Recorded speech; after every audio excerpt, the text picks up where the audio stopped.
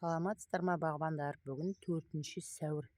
Біздер күз айында бақшамыздың жеріне фацелия және клевер сидиратын араластырып өсірдік.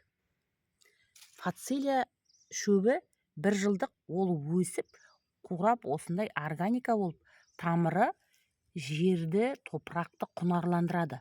Ал келер жылы, биыл көктем айында клевер көп жылдық болғандықтан қайтадан көктеп, біздер май айында бақша салғанға дейін біздің жерімізді тыңайтады.